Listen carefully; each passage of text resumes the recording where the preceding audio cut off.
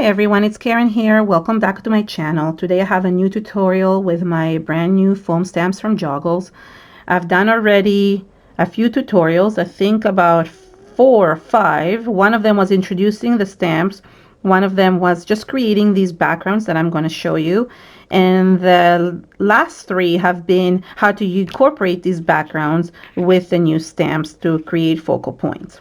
So I will just remind you that I did the backgrounds using the stamps, and you can see some of these here, like the dendrites that created a really cool texture. And then I created some focal points for them. So there is the background, and then I used my light bulb stamp for one of them. And what's the other one? Hold on. And then there's also the one with the trees, which is at the back of this. So this is the one with the trees. It's at the back of this one. So I'm going to use it to create something else today. And that way I can fill them. And there's also this one that is to create a scenery with my leaf stamp. So I just want to show you another way to do things with the stamps and what you can do in order to stamp and mask as well. As you saw, I created that tree background, and I do love trees, so I wanted to show you another way to create these trees. And I'm going to use 2 stamps that are a little bit not in the same set. So this one is part of the set, and I showed how to make the trees the other day. And you can use this technique even using the 3 stamp sets from the leaf textures, but I want to show you how to create different types of trees. I do love trees, so that's one of the things that I want to use. So I'm going to use actually black acrylic paint on the background to stamp, only because it is so colorful and so bright that I feel like anything else, if I put anything else on top, it will not show. So black is probably the best way to do it. I'm going to put it on my gel plate, but you don't have to. You can pull it directly on the stamp as well with a brayer. You have 2 options. I just like working on this because it's a surface that I can clean after, and I don't have to make my mat really dirty. So I'm going to do this, and then with the leftover of my brayer, I'm just going to add it to my stamp. So now what I'm going to do is I'm going to basically stamp this tree. So let's stamp it over here. I call it a tree. It could be a leaf. It could be anything, right? So there you go. You have the leaf texture with the circles, and I love how it looks, and it's perfect. Now I'm going to use this one to stamp. So this could be like a really cool tree. It reminds me kind of like the Dr. Seuss trees from the Lorax movie. Okay, and you can see already the textures of this one, so I'm going to just press, and you don't have to press hard, just make sure you evenly press everywhere, because I find I forget to press evenly everywhere. And there you go. That is another tree. Then I'm going to do this one again. And I'm going to make a taller one over here. Oh, there's something underneath. Oh yeah. So I have something underneath behind this. So I have to be very careful when I'm stamping to make sure that it works well. And then let's see, I might use this one again for this tree over here. And I'm going to let these dry. It's really cool, but I'm going to show you the tip of what to do with this. Just want to add this, and I'm going to show you, like, I'm going to just basically do half a tree over here, so it's kind of coming out of the page, and maybe one on this side as well, just so it's really even. Not that I need it to be even, but I just like it when, there we go. I mean, you can barely see it here. Okay, so there is like my set of trees, almost like a forest, and I'm going to dry this up. And the only other thing I'm going to do is I'm going to use this to just help myself with the border, like I did last time. I don't know if you watched the other video, just like using the leftover paint to just create a border or some corners, so it creates like the little cool borders. There we go. So I like adding borders to my layouts. I always say that. To my spreads, I meant to say. So there we go. That's one. And I don't know why I added it on this side. I technically didn't need to. And then Which way was that? This was this way. And then I'm going to add it to this side as well. So you can also use this with the, do this with the brayer as well. Just because I have stuff underneath, I'm being careful. Okay, there we go. So this one is the other side, and that's it. So I'm going to clean I'm going to clean everything, and then I will show you what the next step is.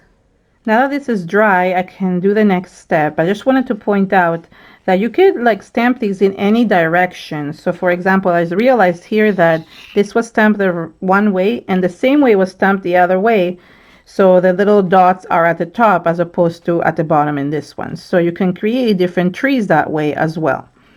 So the next step is to just outline everything that needs to be outlined, or to just finish anything that wasn't fully closed. So what I'm going to do is I'm just going to use this black POSCA marker. This is the POSCA pen, 3 millimeters, and just closing this so it looks like an actual tree. If I'm missing anything or if I want to darken anything, I can, but this one looks fine and this one looks fine. Here I see that there's something missing, so I just like finish it up, and then I want to do the other tree. I'm going to use this later on to create the trunks, but right now I want to do something before that. Okay, so there is the different trees, and now what I'm going to do is I'm going to grab some white gesso. I want to use a heavy white gesso for this. You can also use black gesso, but in this case, if I use black, it will not show the design. So white will literally outline everything. So it's easily done at the edges, but you have to be careful when you're doing it around the tree. So what you could do is you could use the foam stamps as a mask to kind of mask out the tree as much as you can. So I could paint around it, no problem. Actually, it's better to use the back in this case.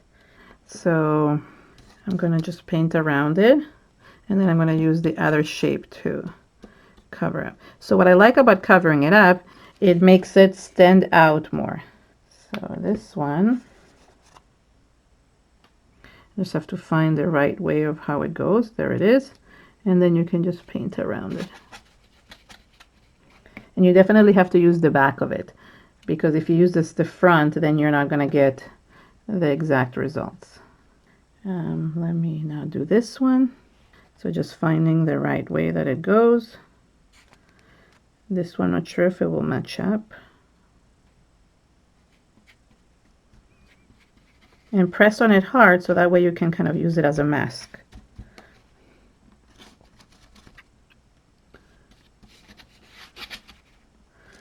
And let me finish this one.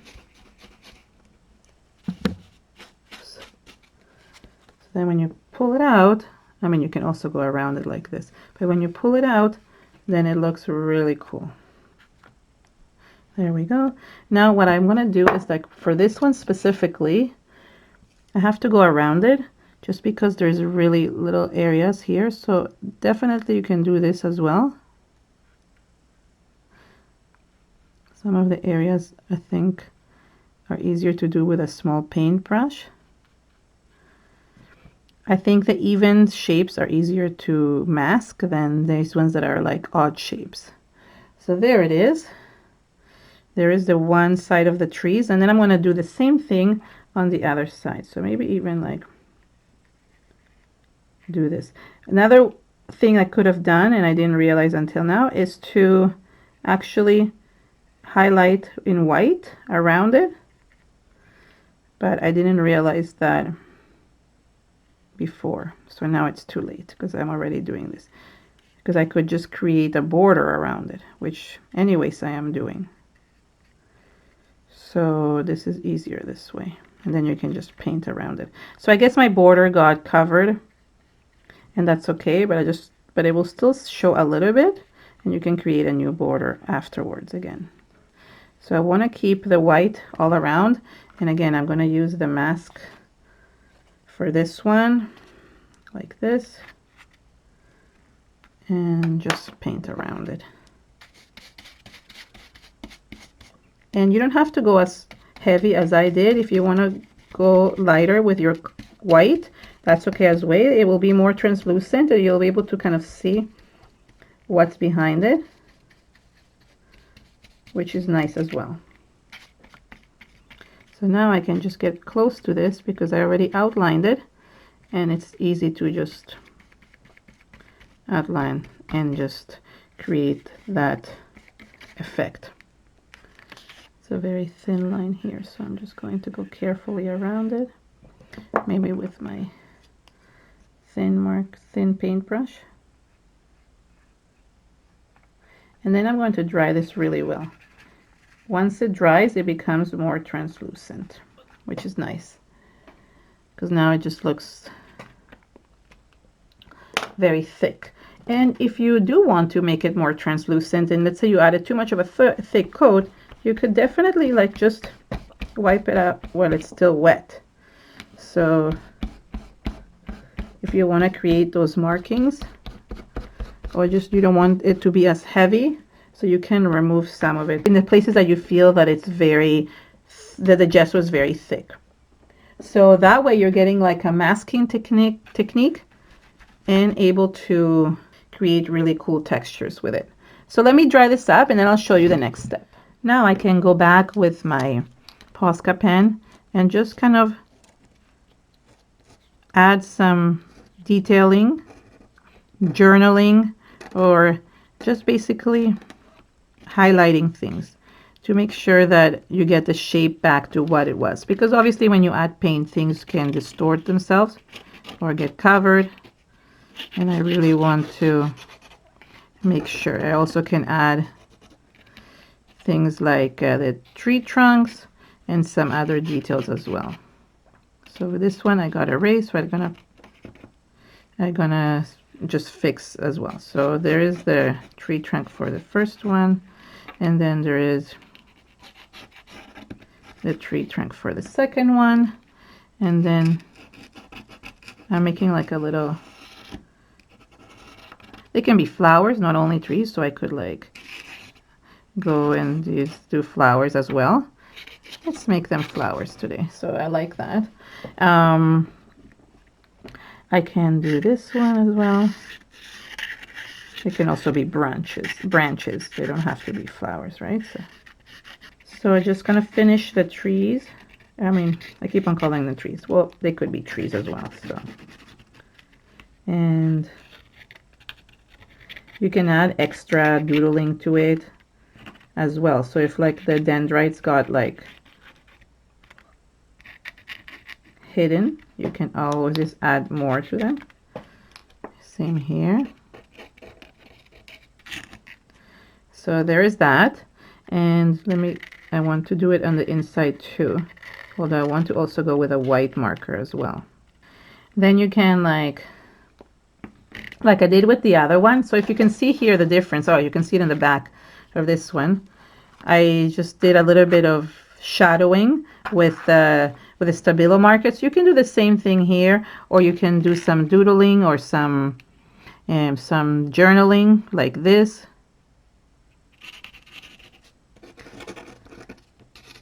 I love adding journaling around my trees. They look so good. So it makes it look cooler and more detailed. So I'm only going to add around these ones. Okay, so then we can also add like dots. That would be cool. Yeah, just to make it a little bit different.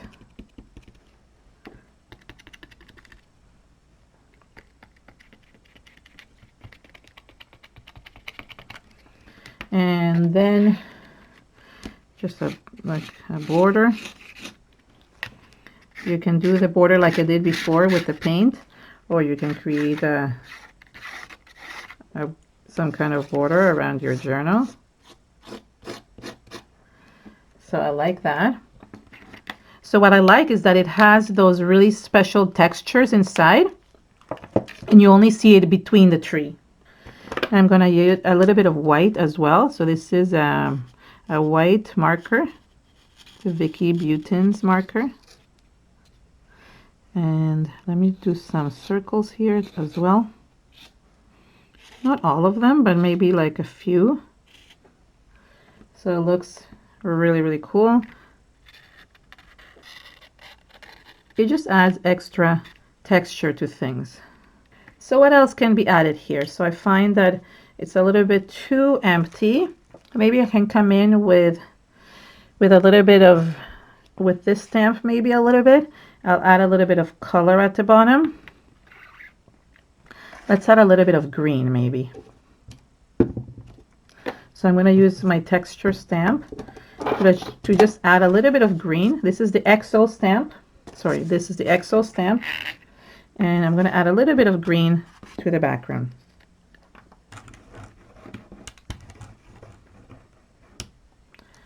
All right, so what I'm going to do is I'm going to use like just the tip of this and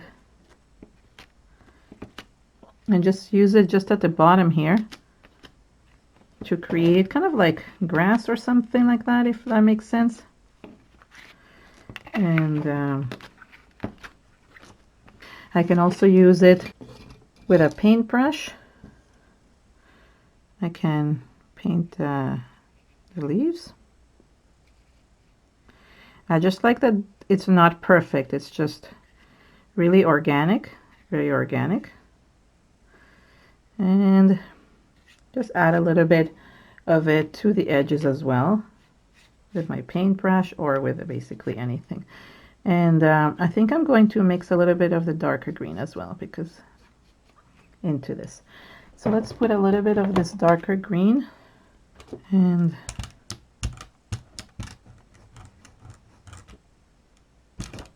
oops, there we go. And let's add a little bit of this type of green onto it as well. So you get like a two-tone grass. And it's just more organic that way. That looks really cute. I like that a lot. So now I'm just going to get a little bit of the other green. And I could do this also the way I did it before with the Brayer. The other thing I can do is do a little bit of splattering with my paintbrush. And what I'll do is I'll add a little bit of water onto this already because I still have the paint. And then all I have to do is just add a little bit of splatters here. So that ties it all up. I can do black splatters, I can do green splatters. Usually I do white ones, but white will not show here. What I love about splatters is that they really bring the whole layout together and they look really nice when you add them onto things. You can also add some kind of sentiment here and that works as well, but I think I actually like it the way it is. I don't want to add any sentiments to this. And then all I have to do, and it's almost dry, so I just have to match it up to the background. So for example, I'm going to put my book like over here. So this one, this tree matches this one. So I just pop it into the book. And then I put the other one as well. And that matches the other side. And then it works well. So that's basically it. That's how quickly it is to create another type of layout with these stamps. And you can create, I mean, you see I'm loving the trees, but I do want to do other things with them as well. I have other ideas of what to do with these. So these I used for the background and also to create the trees. So it's both ways. So go ahead and check out the other videos on my channel on how I created the other layouts and the other art journal pages and backgrounds. And I hope you like this one as well. Thanks so much for joining me today. Bye, everyone.